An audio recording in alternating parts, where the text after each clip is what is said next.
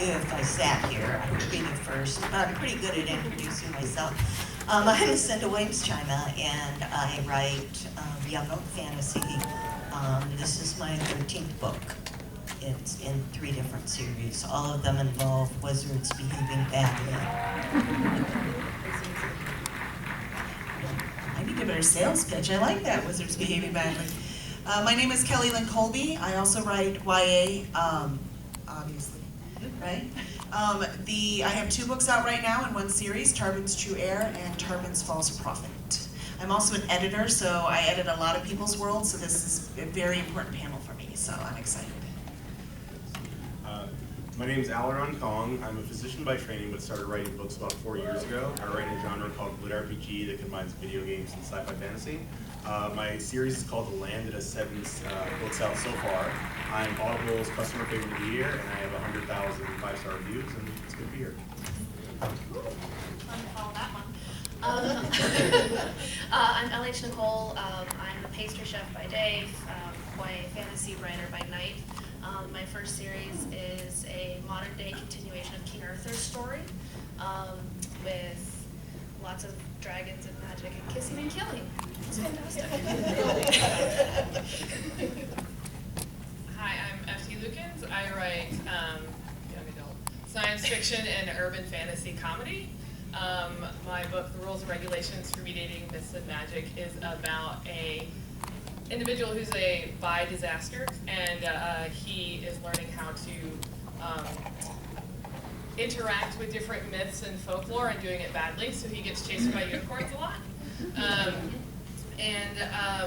I also have a sci-fi series called The Broken Heart series. Hi, I'm Linde. You can call me Kyla. I am a USA Today best-selling author of about 30 novels. This is my YA fantasy series. It's the Ascension series. It's about a girl who discovers she has magic in a world where she's told magic doesn't exist.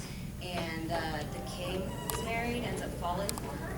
And so she has to decide if love is worth the price of freedom. So, and the last book in this series comes out in October. Awesome. So I meant to also in the introduction ask which fantasy world you most like to live in, but I think I would like to kind of turn that into like, what is one of your favorite fantasy worlds that you've come across in your reading and your writing, and what made that so compelling to you? I'll start. I love Tammy Pierce's Tortall Universe. It was her, Joan Marinix, and L.J. Smith were the 3 authors who inspired me to write, and I still go back and reread all their books all the time. But I love the Tortall Universe. I loved, Alana fighting, hiding who she was, to prove that she's good enough to be a knight, just like, all the other boys. And it's just a fantastic world. There's so much magic, and I just love everything about it. I could crawl in those books and live there forever. Raymond DeFeist is sort of one of my favorites. I love the fact that his universe is just an actual universe. Not one world there's one magic system, on another world there's another. I love that idea of the order of a world is sort of one. But it's really just the idea that anyone can sort of set power, but it's in different ways. And I feel like there's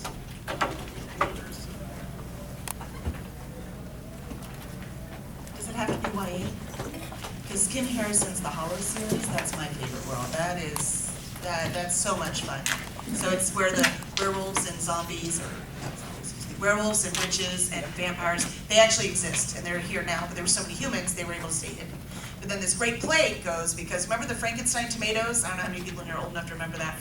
She takes that to say it caused some kind of disease that killed off 2/3 of the humans. So at this point now, there's too many vampires, werewolves, and witches to ignore any longer. So it's a really, really interesting series, and it's a lot of fun. Well, this is, kind of a easy answer. Tamara Pierce and Mercedes Lackey.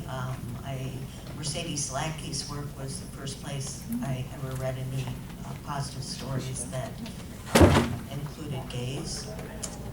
And but George R. R. Martin was a huge influence for me because I was just starting to be a writer back in the 90s, and I loved his world, and I loved what he did with characters because they were so, nobody was all good or all bad, they were shades of gray. And I won't say I was influenced by him, but 7 Realms, 7 Kingdoms. That was really unintentional, I looked at Nicole. But, yeah, so it just, all the politics and backstabbing and really, magic wasn't as large a part of that world as in many fantasy realms. You leave out the dragons, and there's not a lot, there's a few, but it's mostly about people. I would say mine was probably The Wheel of Time by Robert Jordan. I think particularly because men can't use magic without dying. I'm really into that. I like that the women have all the power and can basically live forever, and that's definitely an inspiration for this series. It's we need more female characters like that where they're just really awesome. I'm going to second Mercedes Lackey, the Heroes of the Queen series, which was just kind of my introduction to fantasy. It was one of the first books that I had ever read, and it's really special to me. And then another book that in the sci-fi and comedy realm is The Hitchhiker's Guide. I adore that book. My brother gave it to me for my 12th birthday, and I still have the original copy he gave me. And it is basically informs my sense of humor, and it really just kind of taught me about how absurdity and just being silly can be and can be just part of your world. And then I want to shout out C.B. Lee's Not Your Sidekick series. Yes. For her world building, for her post-apocalyptic superheroes and robots coexisting side by side. It's really cool. Awesome. So when y'all are writing your stories in your worlds, what is your first kind of entrance into your world as you begin your world building and writing process? Well, aside from Ohio, which is the first magical world I wrote in, when I started writing in the 7 Realms, I started drawing a map, and every time they went somewhere, I would mark it on the map so I wouldn't forget where things were. And so I ended up with the lamest map ever, but it served my purpose, and unfortunately when the book sold to a publisher, they hired a cartographer. I don't know why I'm holding this up, because I'm sure none of you can see that, but it was really remarkable. I will say that I'm not getting the signal. Are you hearing? Okay. I can zoom in on it so that everybody can okay, actually see it.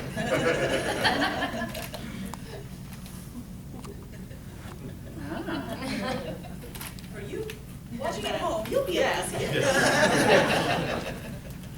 Anyway, there's I don't know if any of you have seen Patricia Reed's World Building Questions.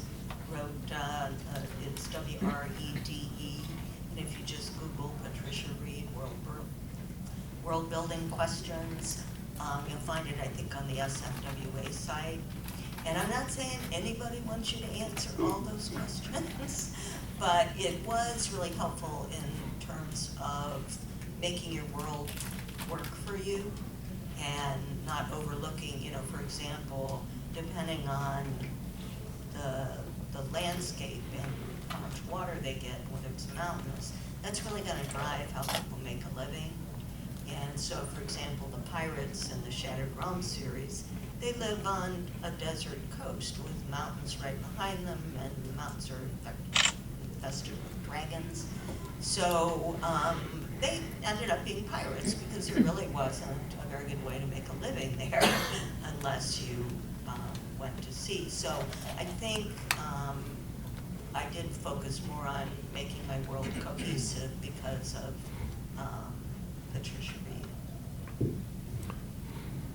When I start world building, I do one of two things. Either ask a what if question, So it's what if there's a set of royal twins and the wrong one is chosen as the heir?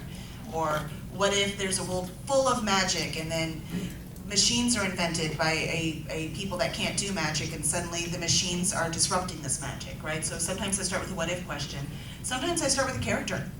There's just a character I have that is so fascinating, can do this really cool thing. And then I have to say, well, what kind of world would this person live in who could do this really cool thing? And what would be the challenge to her? So I use one of two ways when I start world building. That's the very beginning. With me, I like to flesh out the magical structure, because I've always felt like the most important part of fantasy isn't necessarily the spells, it's when you have this change in society, this change in your world, what is happening to the people that are living within it. I always felt like that was the real thing about Walking Dead is the example I use a lot. Like, yeah, the zombie death scenes are super fun, but really what we're looking at is like how are regular people having to adapt to this like post-apocalyptic kind of thing. So I think if you look at like, you put this in and said, okay, so what would happen to my friends? What would happen to these people? It gives you an idea about how the society is going to shape around that magic, and I feel like it makes for a more cohesive and coherent story, at least in how I pursue it. I'm a very visual person, so Pinterest is one of my best friends. But I generally start with characters. I think, the characters and then, what kind of what kind of adventure would we get into if, and then kind of figure out how to build it around there. So characters are kind of my central point, along with just images of everything. Yeah, I do a mix of a lot of these things, like asking the what if question. I wanted to, for my first trilogy, I wanted to write a magic system in space. I knew that's what I wanted to accomplish, and so it was a lot of, well, what would happen? What would it work? How would it work? Would they be able to, control technology? Would they be able to control whatever? So it started off with a lot of just questions. For urban fantasy, I didn't have to do the kind of overarching building something from the ground up. I was setting it in Michigan. So the start there was research. What kind of folklore did I want to use? What kind of North American cryptids did I want to use? And y'all, that can take you to some dark places. My Google history is on a watch list, I'm sure. And there were some really interesting things that I found that I did a lot of research on, that I was like, oh, okay, I want to include the Poplic Goat Man in this book.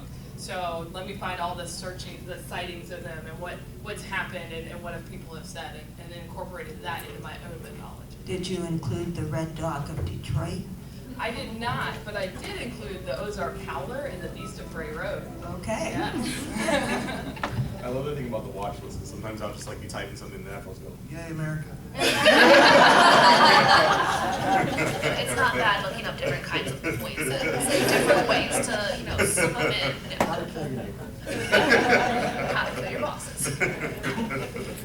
Yeah, I definitely think character usually starts it out, but I also think, so I have a master's degree in political science, and so I think a lot about political systems when I'm starting, and how they look from one angle and how they might look from someone who's being oppressed. And so a lot of times I think they're a lie, and I like to have plans for that when I'm looking at them. So it might look from the outside like the women are really being held up, and they're doing all these things, and then you go to another country and you realize the other country thinks that these people are horrible. And so it's really interesting kind of world building around that political aspect. So aside from your watch list search history, what are some of the resources that you like to use to kind of create these fantasy worlds? Or is it just your weird? History, I think.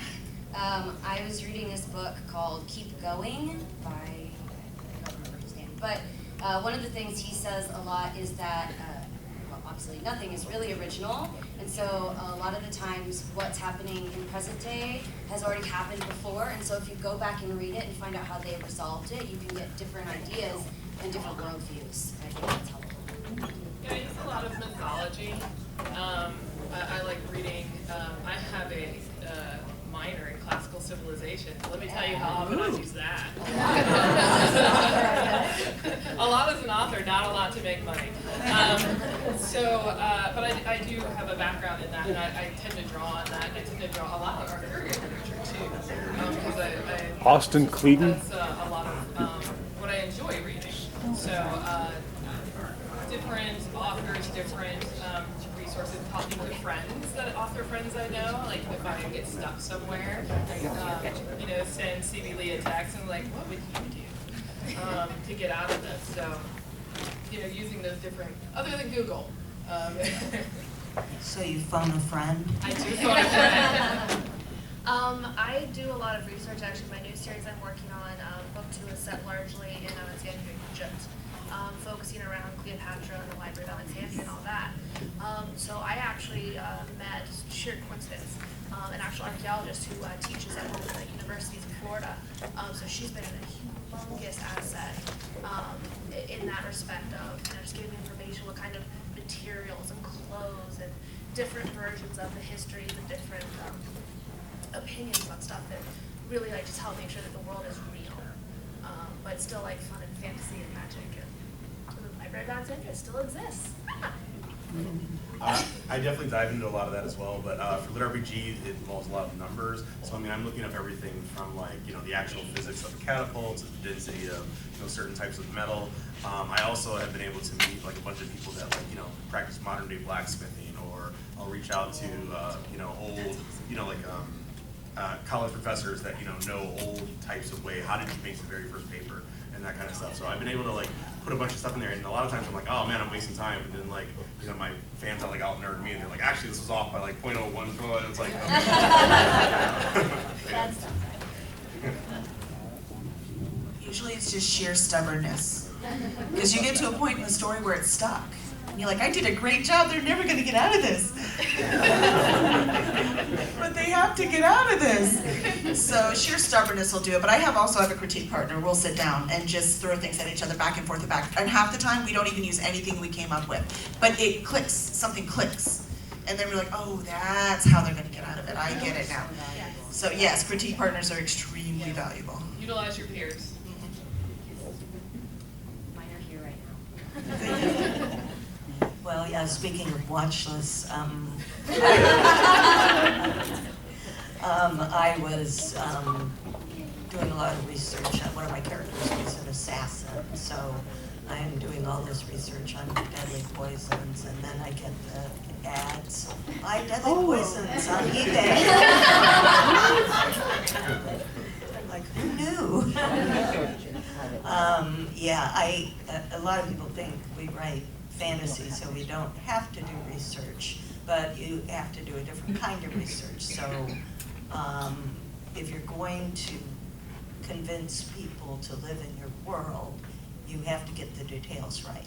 So, we build fantasy worlds from real life, so if I'm gonna have horses, I need to know what I'm doing and run it by some horsey people. If I have somebody riding 200 miles on a horse in a day, I'm gonna lose those people. They're gonna be like, she doesn't know what she's doing. Right now I'm working on something set in the Viking Age, and I keep coming across inconvenient facts. Like, they didn't really have a written language that was used, by most people. There were the runes that had various purposes depending on who you were.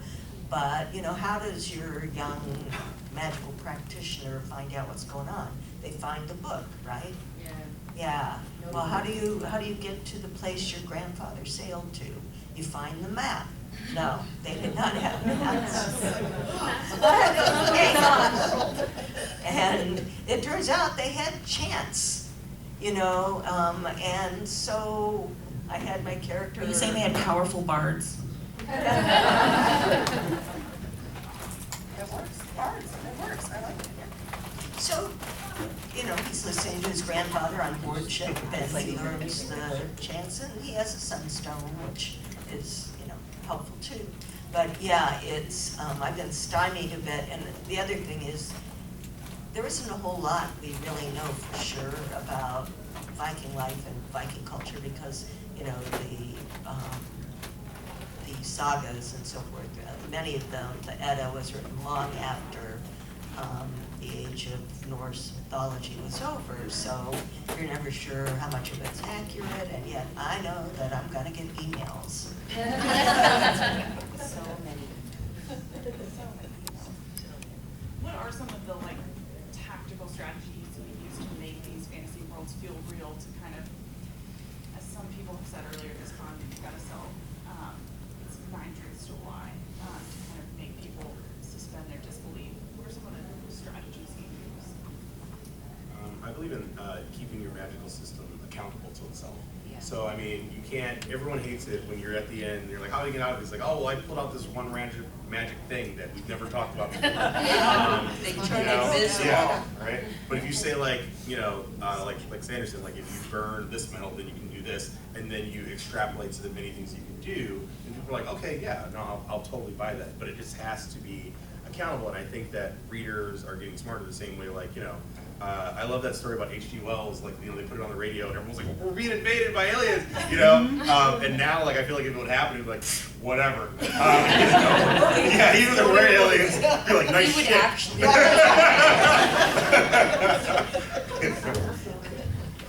I think as an author, you can get away with a lot if you keep internal consistency. Yes.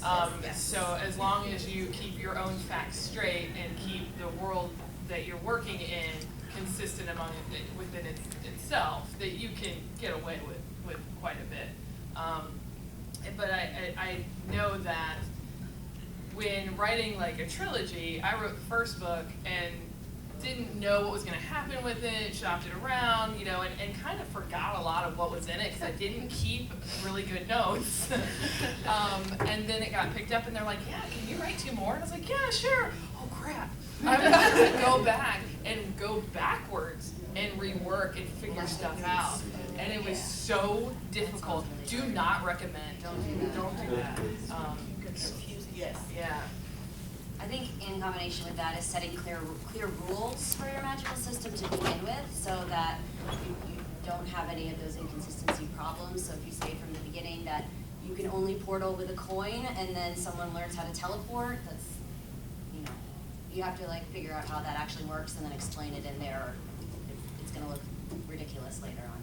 And leave yourself room to go, right? Yeah, leave So, yourself like, room to grow. say if you can only do it with a coin, maybe go and use a gold coin, and then somebody figures out the silver coin Yeah. kind of thing, and that's totally consistent. You know A- what you talk about. A really good example of that is Yeah. actually Avatar, because they have this whole world where you can only earth bend, and then Toph obviously discovers how to metal bend, and then obviously the firebenders learn how to lava bend, and Yeah. it grows as it goes. Yeah, you give yourself those loopholes so that you can always kind of grow.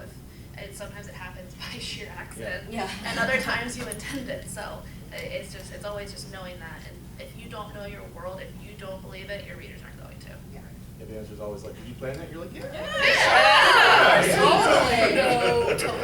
Totally not.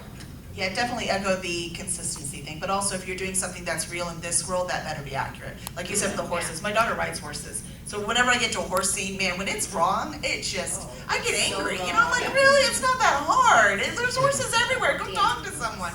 So I did, there is, again, fantasy made up world, but they had sailboats. There's 1 chapter, 22 pages that they're on a boat. I did research for 2 days. Yeah. I just wanted to make darn sure the little bits, because there's a big battle, right? I wanted to make darn sure that the physics I was using on the boats were believable. Because there'll be that one person who sailed since they were 6 years old, reading this book, going, boats don't do that. What are they talking about? You can't do that. And so that's the part you have to avoid. So it's not just your own system, which absolutely has to be consistent.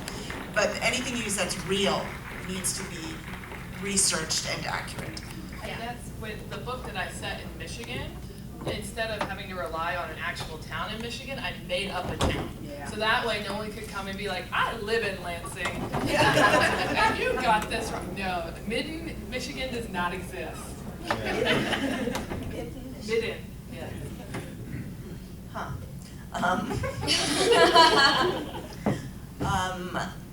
I do a couple of things. I take notes by, by necessity, and when I don't, I pay a price for it.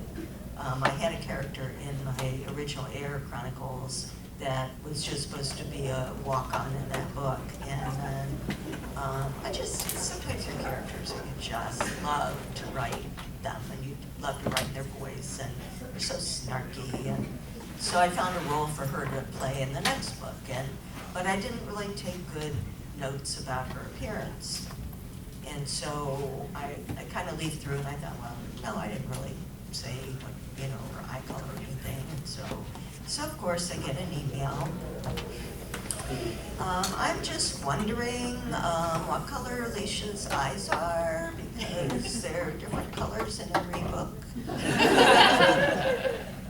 And if I'd been clever, I would have said, well, yeah, lizards can do that. But I just, I like mea culpa. So in reprints, they did make everything consistent.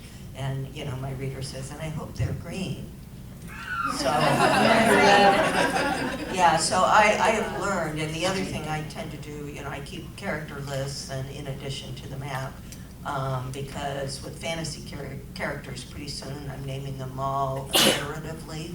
So all the characters begin with W, and then I get confused, they get confused. Actually, in this book, there's a scene where I mixed up 2 L characters' names, and about 5 readers have pointed that out to me, so that won't be fixed until it comes out in paperback. So, and I did the same thing that you did with my small town in Ohio. I named it Trinity because I didn't want to get a call from the mayor of Oberlin or something saying, they took that street light out last night. So real state, imaginary town. So you've all mentioned taking notes. Do you kind of keep like a world Bible and character sheets? What sort of tools do you use to keep track of all of these details? Some of my friends back in DC have a joke. My closets contain 3 things: shoes, books, and my world. Literally, the entire outside of all my closets were papered with all the character profiles and pictures and details of the different realms. 7 as well here. And just kind of like the rules of those realms, the characters, the types of people and creatures that live there. And that still holds true to my new place in Florida too. I have one that's just completely, it's just all world building. So those are. No, this one's actually in my dining room. It's good. In your office. Yeah, it's my little writing dining room. I definitely have a notebook for every book, but I keep the really important things in notes on Apple computers. They just have notes, and so each book or series has its own, and it's just this long running list, and things are highlighted, and it's probably not incredibly easy to look through unless you know exactly what you're looking for. I have hundreds of pages of reference on this. Yeah. And I like that no one else can understand it. No one else can understand it. Well, No. it's not named the right stuff. But No. Yeah, basically. I keep it all up here. No.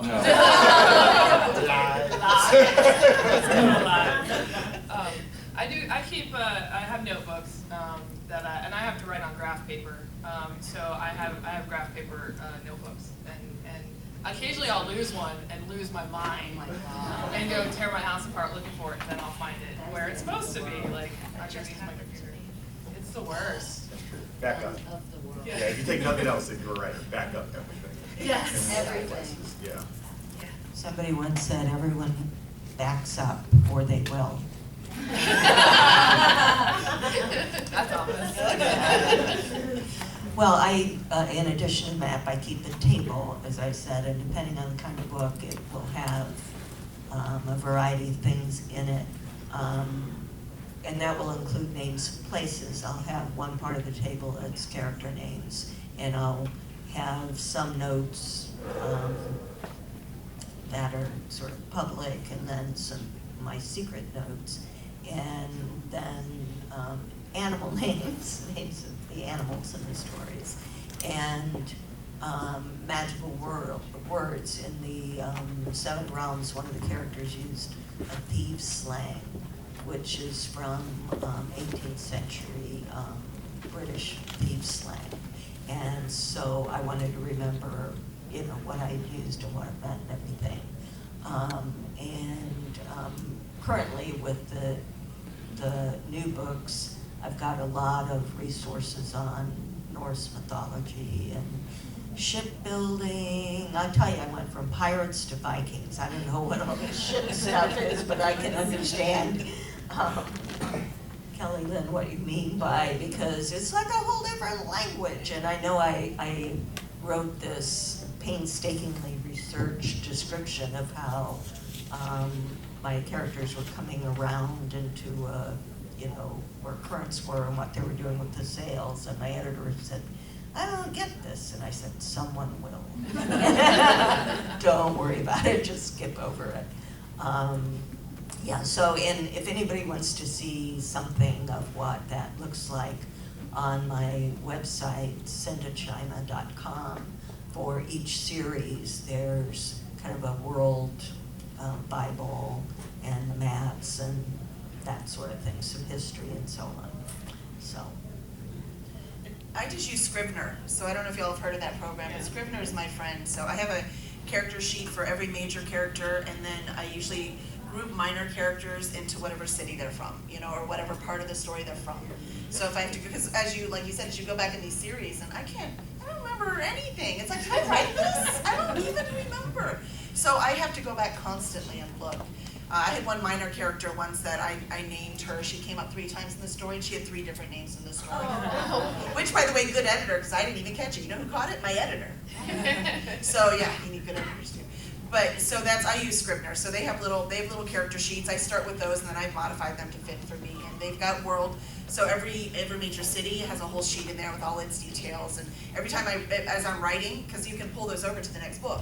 So every time I'm writing, I add something new in that city, then I make sure to go through and add it in that sheet. Because I'm lazy and I don't want to have to read that book again. But the books are sitting right there while I'm writing, just in case there's something I gotta look up real quick. Do you keep that in the research area of Scrivener? Yes. Yeah.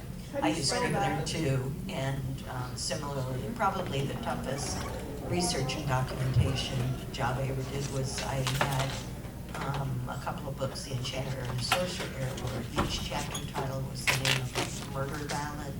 I don't know if you're familiar with murder ballads, but it's usually a ballad in which someone murders a woman, usually. Anyway, and so I had links to, I ended up making a Spotify, you know, which, murder ballads. Murder ballads and Spotify. On Spotify, so if you're on there, have nothing to do. Listen to that. But yeah, and so I kept really close notes because, you know, I didn't want to get anything wrong. Okay, I would love to take some audience questions if anybody has any. For Aleron. I'm very curious because your worlds are gaming worlds. Do you see your worlds as alive and happening when the player characters are not in them? Do they stall out when no one's in, like the tree falling in the forest, I guess? You know, or are the situations happening and then the characters walk into a living world, or does the world come alive when they get in it? Yeah, so a very common trope for Lit RPG is that basically VR has progressed so that we can't tell the difference, right? And so people either get stuck in their game world or whatever. I thought that did not have as much stakes as being in a real world with video game principles. So like, you know, in the very first chapter when you get brought over, like a demon kicks him in the eye, he's like, hey, so you're not in a game world. Hey, you're not in a game world. I'm gonna say it like so slow. You are not in a game. He's like, even you should be able to get this. Because I agree, while there's a lot of games that I find very interesting, I play games, there's nothing as high stakes as life itself, right? So for my personal ones, it's all real, all the time. Yeah. So as I was thinking about some of the things you said, how do you know when you've gone like too far with your world building? Like how much when you put too much on the page or not enough? Like how do you balance that? How much of it comes out in revision? I don't think you've gone too far unless it has halted your writing. So if your plot is not moving forward, you're taking too long. Yeah. That's my only thing, because you really can't go too far. Everything can be built.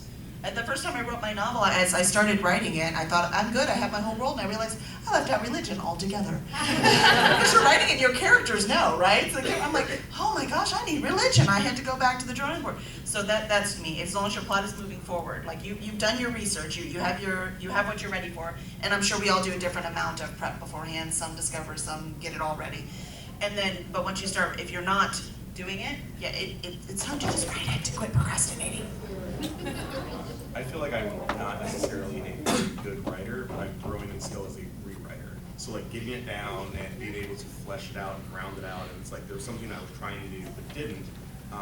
Giving yourself that leeway and letting go of the fear that things will be perfect the first time, I think is very productive, at least for me.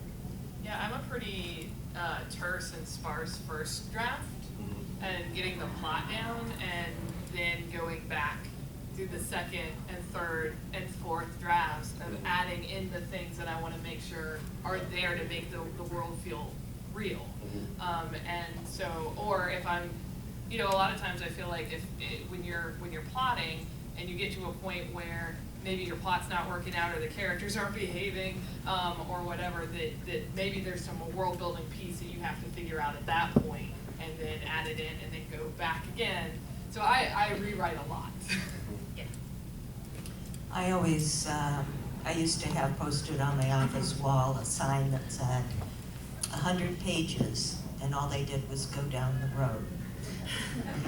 And this is based on my older son, who was an avid fantasy reader, still is, but I don't know how old he was, 11 or 12, and he was reading a book, and then he throws it against the wall. And of course I said, we do not throw library books. And he said 100 pages, and all they did was go down the road. And this is someone who loves fantasy, okay? But the author had worn out his patience with, so I think that's the toughest part, is deciding what to share and what to hold back. And what I try to do is provide information on a need-to-know basis. Nobody wants to know everything I know about the 7 realms. It's just, you have to be ready. It's like that Ernest Hemingway quote. Some of you may have heard me use it before, where what the author knows is like an entire iceberg, and what makes it onto the page is the part that pokes up over the surface. But that other part needs to be there. I'm curious, when you're building a book, how far back do you think history, and how much do you record that history and timeline it out and really think that out before you begin writing? Well, this series goes back 2,000 years, so it really, I think, depends on the world. For this one, I had the full history written down before I wrote it, so that, because it goes back and forth between the heroine, who is in modern day, and 2,000 years ago, which is like, she was the evil wizard that their society took down. And so you really I had to know, even though I told you basically nothing at the beginning, I had to know for later books everything that happened to her in her lifetime and the history of all of that as well. But I think for some other books, it can, I'm a big proponent on history influences the present. I use actually a lot of between King Arthur or Greek legends or Cleopatra and Alexandria and all that. So I go back most of my stories are based around that. So I go back as far as I need to where my source material is coming from. I've got a female musketeer series I'm working on, and that's I'm going as far back as back when it was set for Alexander Dumas' series. Modern day too. Yes. But so I go back for me. I go back as far as I need to for my worlds. So my King Arthur follows the Roman hypothesis. So that's back in the 500s. So I go back as far as that. Actually, I started her first, then you. So, when creating a world, what is the 100% most important detail that you use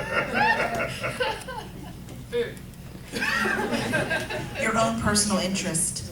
Yes. If you get bored, the reader's gonna be bored too. It can't be boring.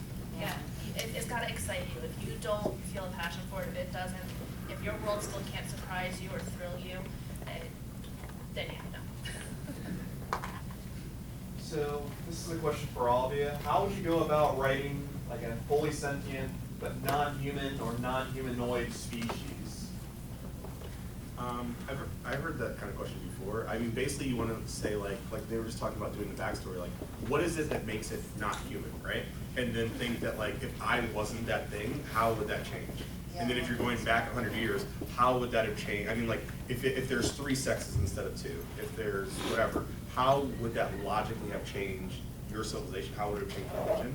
And then you can work backwards. Or you can start with us and see how it works. Yeah, I think you need to treat them the same. It's like if they're sentient, like I have dragons in my world and they talk and they act and they have politics and they have a backstory and a history just like the humans do. I have dragons in the Shattered Realms, and it's the first time I've had a sentient, non-human creature who was, were major characters, and I really wrestled with all the physiological part of, like, if a dragon was talking, what, do they have the physical, So I ended up going with a telepathy that they have with people who have an affinity for dragons, which I know is a pretty common trope, but that got me around all of the physical aspects of, dragon speech. I think it's important to honor the dragon and not have too much of a romanticized view of them. And so I tried to make my dragons snarky and to be animals. I mean, they were always interested in eating, and they were always proposing to their human partner, well, though he looks good, would it be okay if, no. So, and it was really emphasized that you don't own dragons, you are friends with dragons, you're partners with dragons, but they do their own thing. Have you ever experimented with non-fictive writing, so like say writing a journalistic piece in your universe, and how would you go about that, and have you found value if you did? I actually did something like that with one of my secondary characters that doesn't come until book 3. That's Galahad's little sister. And she doesn't get a whole lot because, well, she just doesn't get a whole lot. But as a good writing exercise, just to kind of like help even build out some more of Galahad's world, I did a whole bunch